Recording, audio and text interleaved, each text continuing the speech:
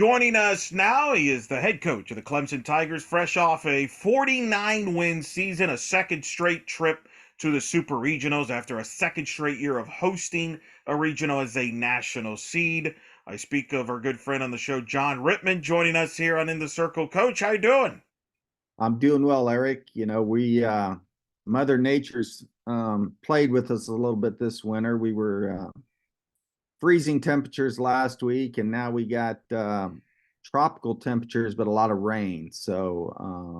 We've run the gamut as far as weather. But I love our team. I love the way we're preparing right now, and we're playing softball again 2 weeks out, so really excited about the season. Well, let's before we talk about this year, I want you to tell us about last year. When you reflect on last year, I mentioned those numbers: 49 wins, a second straight super regional berth, another year of hosting a regional that you win, and of course, Valerie Cagle winning the National Player of the Year. When you reflected on last year this offseason, what came to your mind? Well, I think obviously just gratitude and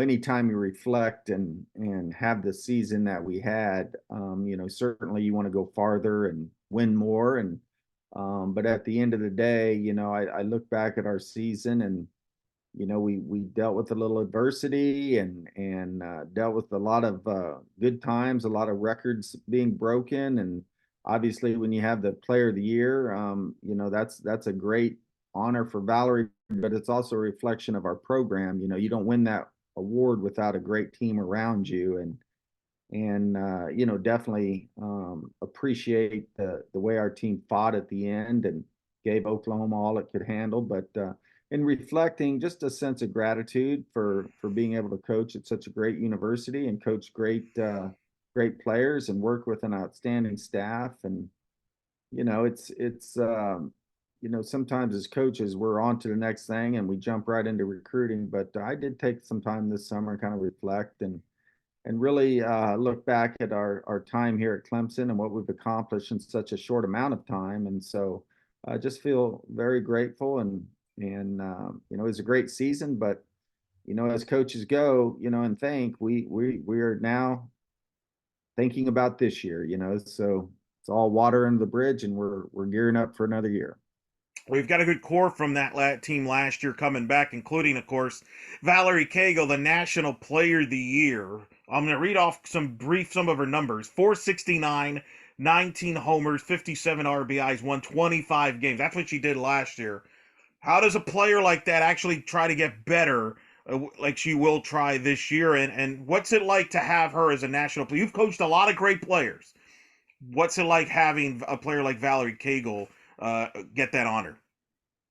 Well, first of all, I mean, those numbers that you just read off are pretty remarkable, and for her to do it at the level she did it at and be so consistent was really just a blessing to sit and watch as a coach. But Valerie works extremely hard at her craft and puts a lot of time and effort into what she does, and it paid dividends for her last year. And we talk about what to expect this year. I think that's the biggest thing is we want Valerie to play free. We want her to be herself and not compare and go through all the things that you can do when you win an award like that. It's a new season, it's a new start. Everybody's 0-0. Everybody's batting average is 0-0 right now. So let's just go out and have fun and play free and work hard, and good things will happen.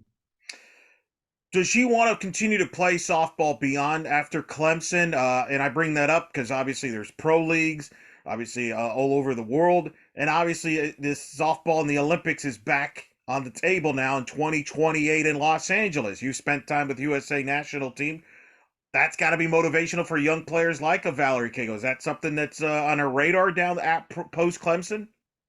Yeah, I think it's definitely on Valerie's radar. I don't want to speak for her, but I know she's looking at some opportunities after softball, and certainly, it would be a great honor to play on an Olympic team, and I think that's one of her goals. But she has other aspirations in life. I know that, but I do, when you're as talented as she is and can, change the game in so many different ways. It'd be a shame if she didn't continue to play softball. And I think the opportunities are out there. But, that's Valerie's choice, and it's a long season this year, but I'm sure that she's going to try to continue playing softball. We've when we've had you on the past, and it's worth mentioning again that Cagle obviously a great player, but it's not her by herself, and especially with the pitching staff. I know that's something you've all been working on, and it's been proven last year with Millie Thompson winning 14 games, among others, chipping in. Talk about the rest of this pitching staff, because that's been a big part of the building blocks, is building that depth and versatility on a pitching staff, and you have that.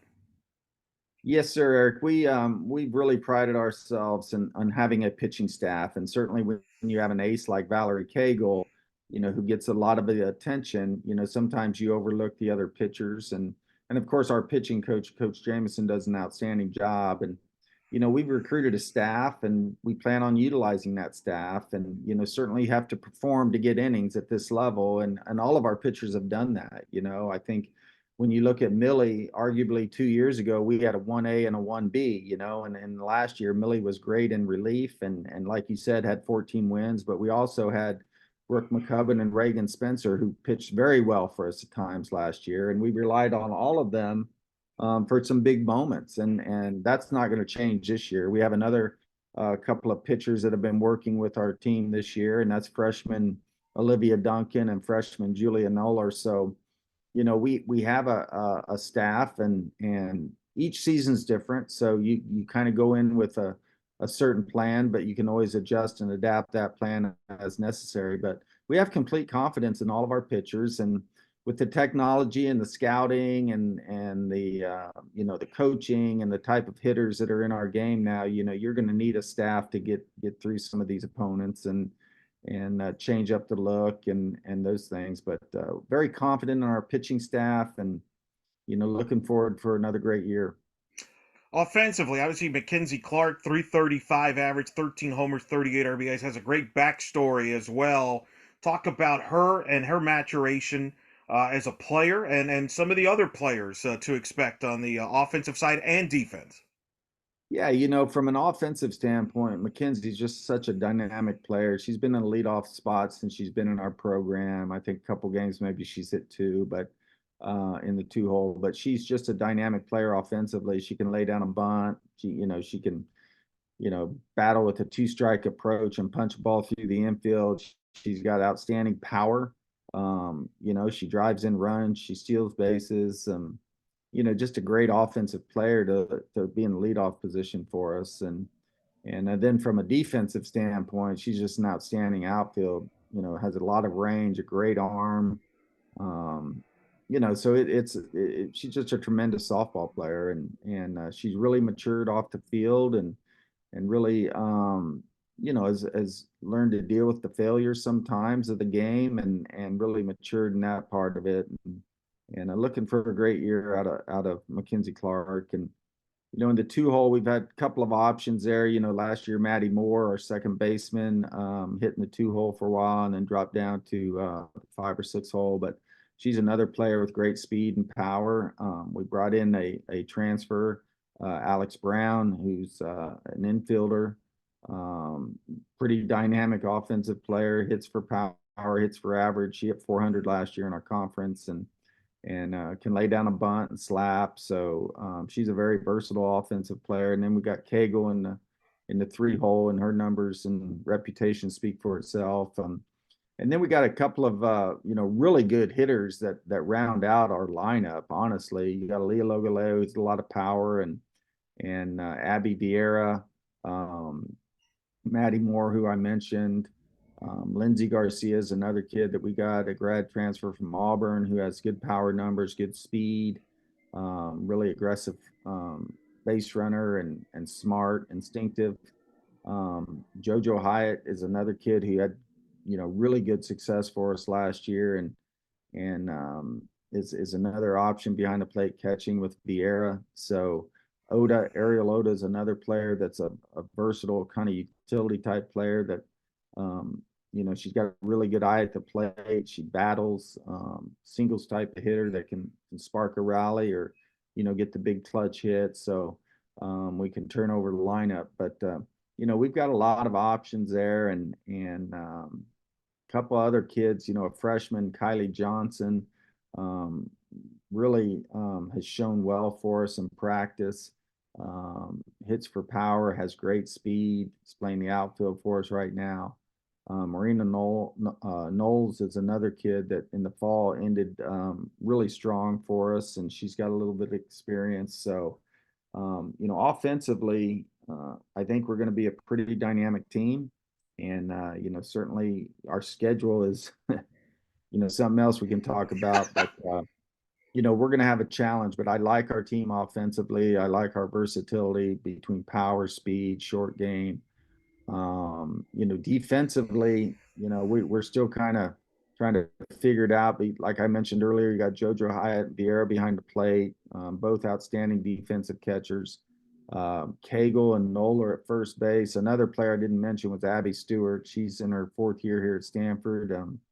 She's had some injuries, but she's really shown well this January, and she can hit a little bit. But between Nola and Cagle and Stewart, that rounds out first. Maddie Moore at second, and then Grace Hiller's another kid that we've been working a little bit. She's a junior in our program that can do some things. Shortstop is Logaleo and Alex Brown, both kind of battling for that position, both very capable. And I would imagine whoever doesn't win that position will go to third, along with Julia Noller, who can also play, third. So a good corner player for us. So we have some options in the infield, and then in the outfield, McKenzie in center, and then Garcia, Oda, Kylie Johnson, and Noller, and another freshman, Kennedy Ariel, are kind of battling it out there. I like Garcia in the outfield. I like McKenzie and Johnson have a lot of range. All have really good arms. So when we lost Jacobson and Miklish last year, I think we replaced them pretty well this year. And certainly time will tell. But Jacobson and Miklish were really big players for us last year. So we're looking for some of these kids to step up and fill those two holes. But I like our team. I like our versatility defensively as well. And in practice, there's days when we're just making play after play, and it's fun to watch. You mentioned versatility within the roster. You got versatility on your coaching staff. You've now got 3 full-time assistants, not to mention a Mm-hmm. deep staff, supporting staff as well. Just talk about that. Having Jesse Harper now full-time as an assistant, and just all the people behind the scenes that help. Yeah, we've the one thing that's made our time at Clemson so special is that we've had continuity with our staff, and that when you have that continuity and you have success, it makes things a lot easier, and the transition from going year to year, and the philosophy, and everybody's free to speak their mind in our program and coach, and we got a lot of very talented people in our building, and that's a big part of our success, and it starts with KJ, Kyle Jameson, our associate head coach, who does a great job all around, just not pitching, but everything that involved coaching in our game. And Courtney Briolt's now been here in her 5th year, and she brings a lot to the table. And then you mentioned Jessie Harper, who is in her 2nd year now. She's a full-time paid coach, and she's just an outstanding person, leader, just fun to be around. And the players love all the coaches and respond well to their coaching. And then Alyssa Bilodeau's another one who's in our GA position, and she has now moved into our player development position, so she's doing a lot of scouting and things like that. And she's just a young, dynamic coach, and got a bright future ahead of her. And then Jeannie Murphy's our director of ops. She's been here since day one, and Katie Rope, our athletic trainer, and same sports administrator, Natalie Honan. So, it's just a lot of continuity in our staff, and I think that bodes well for our players, and it means that we're probably doing some things right here too, and people want to work here, and we're having a good time, and we enjoy what we do. So that's a huge bonus. That's a deep staff and a great support to the success. You're looking at the schedule. You mentioned it. You're going to start off on the road. You're going to start off at Clearwater at the NFCA Leadoff Classic. Strong field there. You're going to then play at Puerto Vallarta, another strong field there. The second week of the season, you're going to play at Charlotte with Ashley Chastain. They're an NCAA tournament team. You've also got Tennessee on the schedule, team that made the World Series. You got that traditional matchup with South Carolina. Obviously, they're excited with Elena Vaughter there been added. Of course, you go to Georgia and with and that talent, and that's not even talking about the ACC slate. That's just some of the slates. I'm not even reading off the whole non-conference schedule because we can go hours on that. But that's a challenging schedule there that you've built with marquee tournaments and marquee opponents.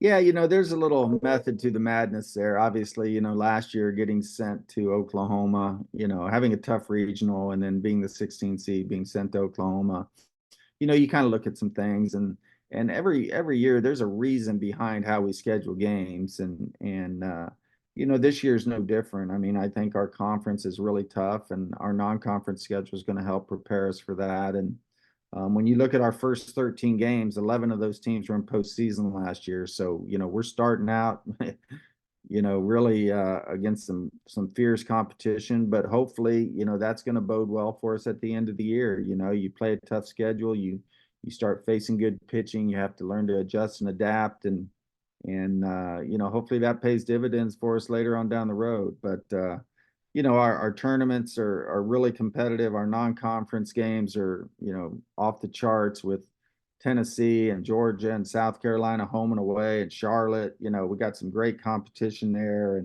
And in our conference, we just keep getting better and better. And certainly, the transfer portal affects some teams differently, good or bad. But I think our conference is going to be, really tough top to bottom this year again. And you're going to have to bring your A game every weekend, and that's hopefully going to prepare us for a long run in the postseason.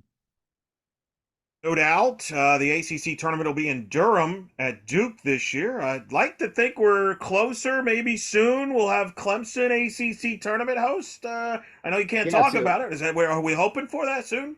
no, it's on the schedule. I think we host in 2026. Okay. So COVID threw everything off a year, so we were supposed to host in 25, but Clemson will host the ACC tournament in 26 if things don't change with conference realignment and all that. That's the Easy. plan. Yeah, Yeah, let's check back in 5 minutes. Who knows what things are going? And exactly. I mean, a great example is next year. The league will get bigger with Cal and Stanford joining the league. How ironic. You will be now in the same league with Cal and Stanford a year from now. My question to you is, how will that affect your non-conference scheduling? We obviously, I know that you all as coaches in the league are figuring out the scheduling formula for with including Cal and Stanford and some of the travel that comes with that.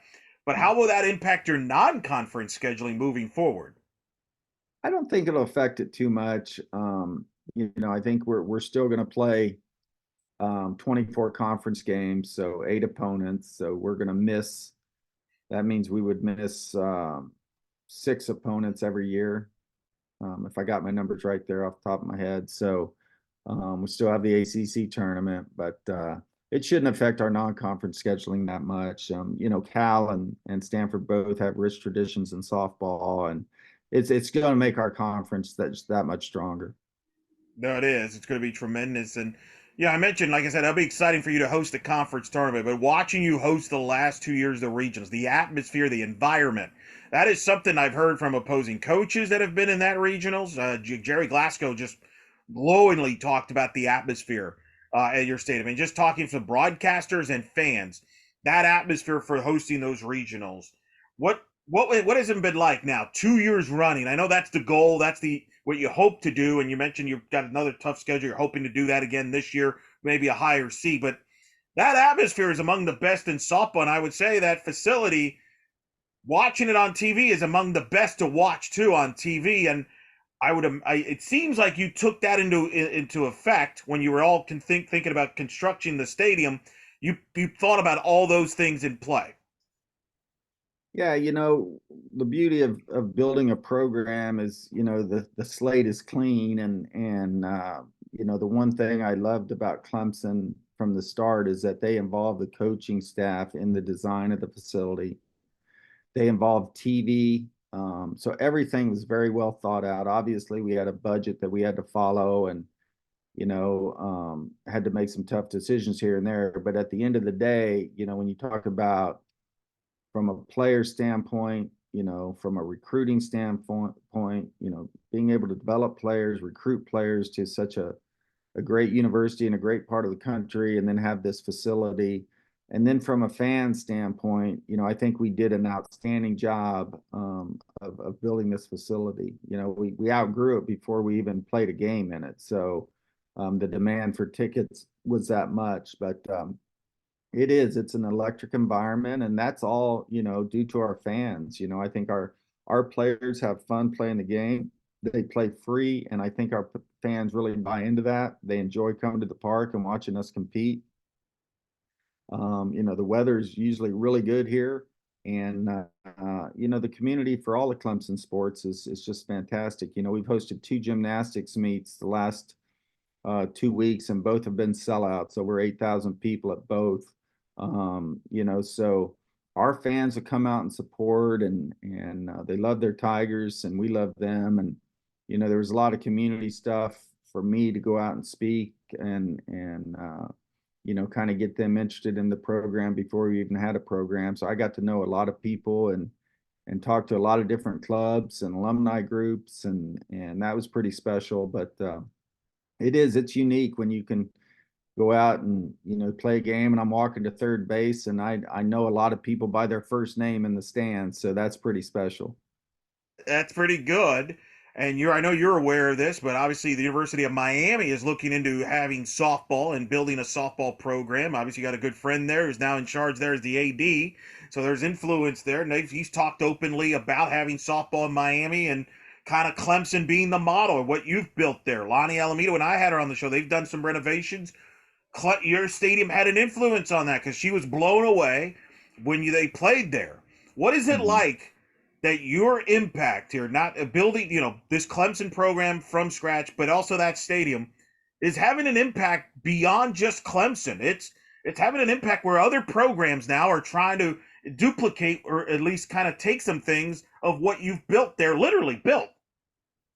Yeah, and I think that's common nature, when you have success, and obviously, you have a new facility, people are going to want to, try to mirror or image that. And it's no different for us when we started the program. We looked at other facilities, and obviously Florida State has been kind of the measuring stick in our conference. And I have a great relationship with Lonnie and the staff down there, and so look at them and kind of see what they've achieved. It helped us set some goals for ourselves. But yeah, I think it's great for our sport. It's when you invest in women's sports, people are really seeing the return on that investment. And it's really special to see here. But I think TV has really picked up on it, and it's a really a great game. It's easy to watch on TV. It fits the time slots pretty good, and it's exciting product that we have, and just really happy to see it grow and continue to grow and develop. How have you changed, if at all, as a coach, what you are currently to where you were, say, 2020 when I spoke to you outside at the UCF softball complex after your first ever game for the Clemson program? How have you changed, and how is the program of, obviously we know how they've evolved on the field, but how have you changed?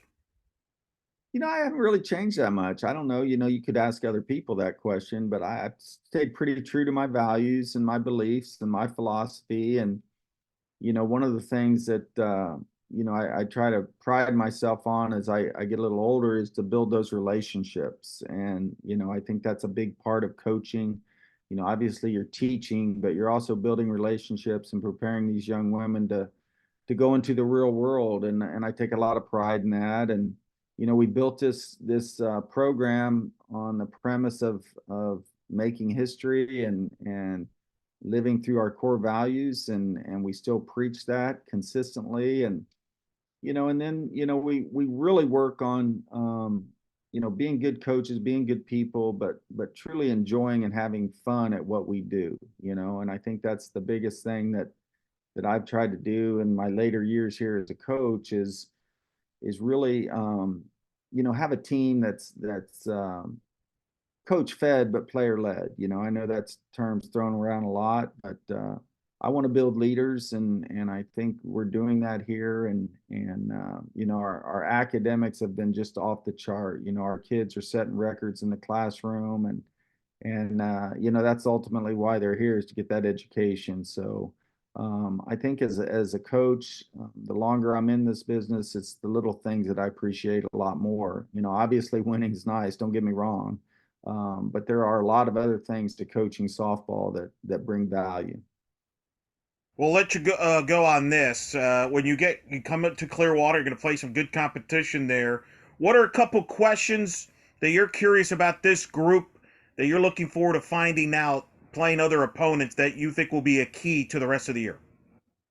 Well, I think, we're still working on our lineup, obviously, but you want to see how we're going to compete that first weekend against some really tough teams, and how we match up. Every year's different, and we talk to our team about that all the time, that last year is over and this is a new year and everybody's starting with a clean slate. And certainly we've had a lot of practice goals and things that we want to get done. And that first weekend is always time to see where you're at. It's like we said earlier, it's a good measuring stick to play the competition we're going to play in Clearwater. And we're going to go out and compete as hard as we can. So I'm really looking forward to that, and just starting the season. And it's an exciting time of year, and we're super pumped about getting it going. Well, we're excited to see your team play. I know a lot of Clemson Tiger fans are going to be excited to see you play. They're going to have to wait a little bit from the standpoint of the regular season because you'll be on the road to start off the first couple of weeks, but there'll be a lot of good reasons their competition. Coach, thank you so much for taking the time. I know it's a super busy time as you get ready for the season here to start, but we always appreciate you coming on the show and talking softball with us. Good luck this season, and thanks for always talking to us. Hey, Eric, thank you, bud. You do a great job. Appreciate it.